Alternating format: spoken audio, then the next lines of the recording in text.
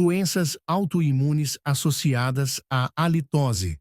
Primeiramente, o que são doenças autoimunes?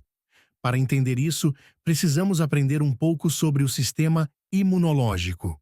Ele é dividido em duas partes: imunidade inata, que já está no nosso organismo quando nascemos, formada pela pele como barreira física, células de defesa e proteínas. Está presente em secreções como a saliva, lágrima e sangue. Também temos a imunidade adaptativa, que cria anticorpos, uma memória imunológica conforme o organismo é exposto a novos agressores. Temos como exemplo de imunidade adaptativa a vacina. O sistema imune é composto por diversos órgãos, tecidos, células e moléculas que estão presentes no nosso corpo, que juntos desempenham a função de proteção do organismo contra agentes invasores. No caso de doenças autoimunes, o corpo confunde suas estruturas com esses invasores e cria anticorpos para combater esse agressor, causando dano ao indivíduo. A síndrome de Sjögren é uma doença autoimune. Não se sabe exatamente qual é a causa da síndrome. Pode ser uma combinação de fatores genéticos, ambientais, infecções virais e o próprio sistema imunológico da pessoa atacando suas glândulas. O início dos sintomas ocorre mais frequentemente durante a meia-idade. E os principais sintomas são boca seca, dificultando a deglutição e alterando o paladar. Olhos secos, que podem causar irritação. Também pode haver cansaço extremo, dores musculares e nas articulações, problemas dentários e infecções na boca.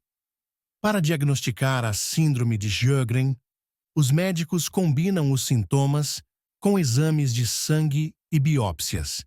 Existem duas formas: primária, que afeta só as glândulas, e secundária, que está associada a outras doenças autoimunes, como artrite reumatoide. A síndrome de Sjögren é rara em crianças e afeta principalmente adultos entre 40 e 50 anos. É muito mais comum em mulheres do que em homens, com uma proporção de 9,1 a 10:1. A razão para isso não é bem compreendida, mas alguns especialistas acreditam que os hormônios femininos desempenham um papel. Isso é apoiado pelo fato de que muitas mulheres desenvolvem a doença durante a menopausa. Como o sistema imune reage à síndrome de Sjögren? A síndrome de Sjögren é uma doença onde o próprio sistema imunológico ataca e destrói as glândulas que produzem saliva e lágrimas, causando os sintomas. Esse ataque é desencadeado por fatores já citados, como genéticos, ambientais e virais.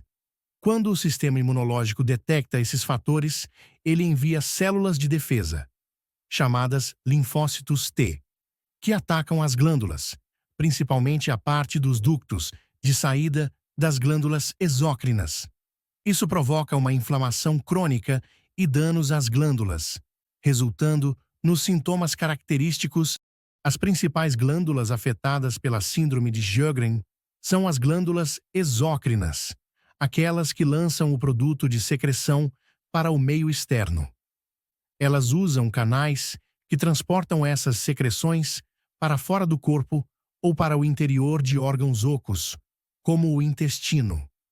A síndrome pode afetar as glândulas do nariz, da vagina e da pele, que produz suor, por exemplo, mas sua manifestação principal acontece nas glândulas lacrimais e nas glândulas salivares.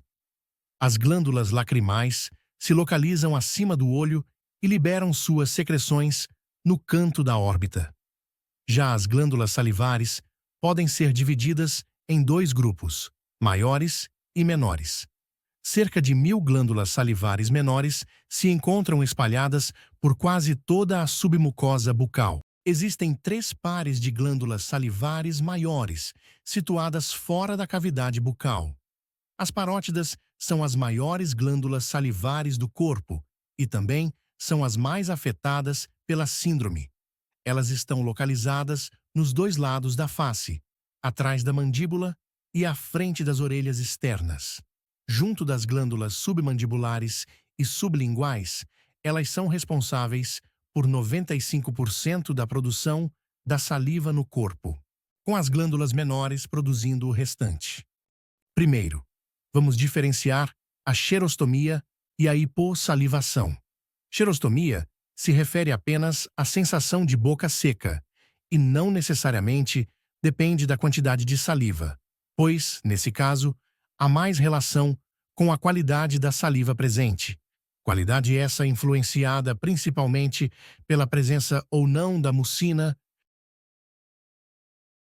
uma proteína salivar relacionada à lubrificação, que deve estar presente numa quantidade suficiente para proporcionar conforto ao paciente. Em quantidades insuficientes, é uma das principais causadoras da xerostomia. Já a hipossalivação refere-se à pouca quantidade de saliva produzida pelas glândulas salivares, podendo variar em grau severo, moderado ou leve. Mas qual a relação entre essa tal xerostomia e a halitose? A hipossalivação ou xerostomia podem ocorrer por diversos fatores e o seu tratamento será de acordo com a causa identificada. As causas mais comuns podem ser tratamentos oncológicos, tabagismo, lesões bucais, doenças odontológicas, doenças inflamatórias crônicas, como por exemplo a síndrome de Sjögren, ou até mesmo distúrbios neurológicos, endócrinos ou metabólicos. Quando temos uma diminuição na produção de saliva, ocorre um desequilíbrio na microbiota oral, que favorece a proliferação de micro-organismos gram-negativos, que são os responsáveis pela geração do mau odor e formação de um tapete de bactérias na superfície da língua, denominada saburra lingual. Essa saburra lingual tem aspecto de veludo esbranquiçado ou amarelado. A saliva é um elemento extremamente importante para o controle da halitose. Por isso, agora, vamos comentar um pouco mais sobre ela e suas propriedades. Primeiramente, a saliva é crucial para a digestão, pois contém uma enzima chamada amilase salivar, que começa a quebrar os carboidratos da dieta ainda na boca. Isso torna o processo de digestão muito mais eficiente. Além disso, a saliva atua como um lubrificante. Ela ajuda a amolecer os alimentos, tornando a mastigação e a deglutição mais fáceis e confortáveis. A saúde dos nossos dentes também depende da saliva, na medida em que ela ajuda a neutralizar os ácidos que chegam na boca, evitando assim que os dentes sejam danificados. Ela também desempenha um papel na proteção contra micro-organismos, pois contém proteínas e anticorpos que ajudam a combater bactérias e vírus. Ademais, a saliva facilita a nossa fala. Ela ajuda a articular os sons e torna a comunicação mais fluida. E não podemos esquecer que a saliva ajuda a perceber os sabores. Ela dissolve as substâncias químicas dos alimentos, permitindo que as nossas papilas gustativas detectem os diferentes sabores. Agora, para finalizar, vamos comentar sobre possíveis intervenções para minimizar a halitose. Há algumas soluções rápidas que podem mascarar o mau hálito, como balas e gomas de mascar sem açúcar, enxaguantes bucais e sprays. Embora esses produtos possam ajudar a melhorar o hálito por um curto período de tempo, eles não tratam a causa real do problema. Para tratar de forma totalmente eficaz o mau hálito, a chave está na combinação de ação mecânica, que envolve a escovação dos dentes, a limpeza da língua e o uso do fio dental, e a ação química, que envolve o uso de enxaguantes bucais e outros produtos químicos. Tanto a ação mecânica quanto a ação química são eficazes porque elas ajudam a remover partículas de alimentos e micro-organismos da superfície dos dentes, que, como já comentado antes, são fatores relevantes para o surgimento do mau odor na boca. A placa dental é formada por uma grande quantidade desses micro-organismos que contribuem para a halitose. Daí vem a importância de passar fio dental frequentemente. Por exemplo, a goma de mascar sem açúcar também pode ser uma ótima aliada na medida em que ela ajuda a remover a placa bacteriana devido à fricção e também estimula o fluxo de saliva, o que ajuda a controlar o mau hálito, mesmo que de forma temporária.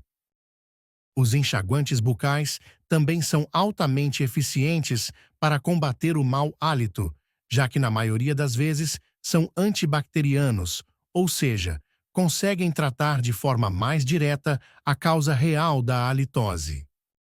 Então, lembre-se, para combater o mau hálito de maneira eficaz, combine a boa higiene bucal com o uso de produtos apropriados.